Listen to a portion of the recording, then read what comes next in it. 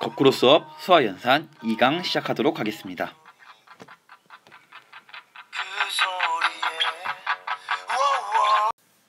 자, 우리 지난 시간 간단하게 복습하고 가겠습니다. 분모의 소인수가 2나 5뿐인 기하분수는 우리가 뭘로 표현 가능하다라고 배웠습니까? 그렇죠. 얘는 유한소수로 나타낼 수 있다라고 우리가 배웠습니다. 자, 그러면은 분모에 2나 5 이하의 소인수가 있다면 어떻게 될까요? 얘는 유한소수로 표현할 수 있을까요? 자, 우리가 이번 시간에 배울 내용은 이 주제입니다. 분모에 2나 5 이하의 소인수가 있는 기하분수는 무엇으로 표현할 수 있다. 자, 이거를 우리가 이번 시간에 알아보도록 하겠습니다.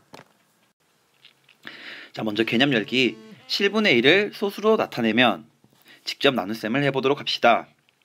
자, 7분의 1은 뭡니까? 그렇죠. 1 나누기 7이 되죠. 그래서 이걸 실제로 해보면 다음과 같이 된다는 것을 확인할 수 있는데요. 자, 여기서 보면은 여기도 1이었고요. 여기도 1이었습니다. 자, 얘가 어떻습니까? 네, 같죠. 얘가 같기 때문에 우리가 이 나눗셈을 계속 하다 보면은 여기 1, 4, 2, 8, 5, 7이 어떻게 되겠습니까? 네, 그래요. 계속 반복해서 나온다는 것을 우리가 확인할 수 있겠죠. 즉 7분의 1을 소수로 나타내면은 0.142857이 나오고 얘가 계속 반복해서 나온다. 즉 이것을 순환소수로 나타내면 어떻게 되겠습니까? 네, 7분의 1은 0.142857 땡땡 이렇게 반복된다는 것을 확인할 수 있습니다. 사실 일반적으로 분모의 소인수가 2나 5 이외의 소인수가 있는 기하분수는 우리가 분모를 10의 거듭제곱꼴로 바꿀 수가 없죠. 네, 예를 들어서 7 같은 경우는 우리가 적당한 분모 분자에 무엇을 곱해서 분모를 10의 거듭제곱꼴로 바꿀 수 없습니다. 따라서 유한소수로 나타낼 수 없기 때문에 무한소수로 나타나게 되는데요. 그 무한소수는 반드시 자, 우리 위에서 확인했던 것처럼 반드시 순한소수로 나타나게 되어 있습니다. 예를 들어서 뭐 3분의 1이나 뭐 11분의 1, 30분의 1 이렇게 분모의 소인수가 2나 5 이하의 소인수가 있는 기하분수들은 순한소수로 나타난다 라는 사실 알아둡시다. 자, 위 내용을 다시 정리해보면 순한소수로 나타낼 수 있는 분수는 분모에 2나 5 이하의 소인수가 있는 기하분수는 순환소수로 나타낼 수 있습니다. 자, 여기 두 가지 중요한 체크 요소가 있습니다. 첫 번째, 기하분수라는 체크 요소, 그 다음에 두 번째, 2나 5 이하의 소인수가 라는 체크 요소. 이 두 가지 체크 요소를 기억하면서 우리 오른쪽 위로 넘어갑시다.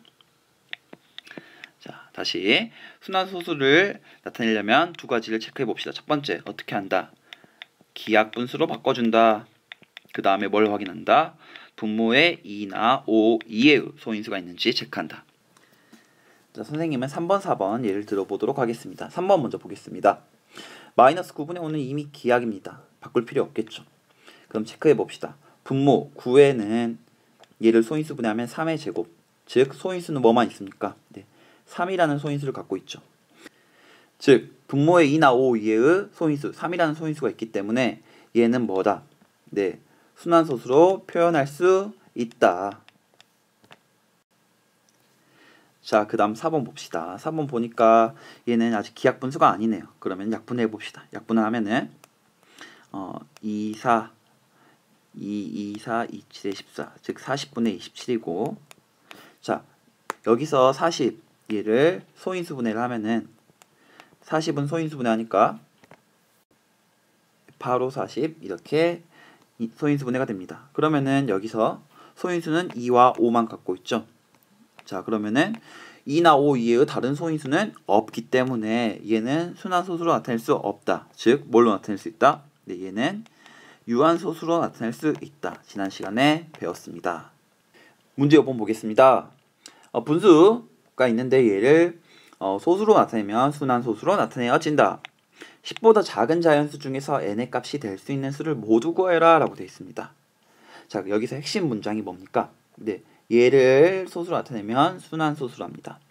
그런데 순환소수는 어떤 조건을 만족한다? 네, 분모의 2나 5 이하의 소인수가 살아있어야 한다.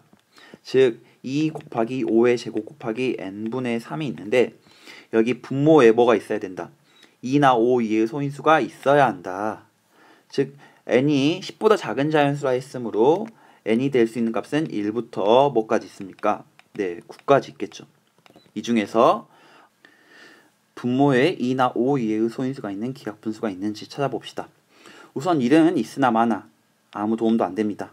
자, 2도 도움 안 되죠. 왜냐면 2나 5 이하의 다른 게 있어야 돼요. 자, 2는 안 됩니다. 자, 5도 안 되니까 미리 x 칠게요. 자, 4는 될까요? 안 될까요? 4는 2의 제곱입니다. 2로 이루어져 있는 소인수예요. 도움 안 되겠죠. 마찬가지로 8은 될까요? 안 될까요? 8도 2의 세제곱이기 때문에 2로 이루어져 있는 소인수이기 때문에 안 됩니다.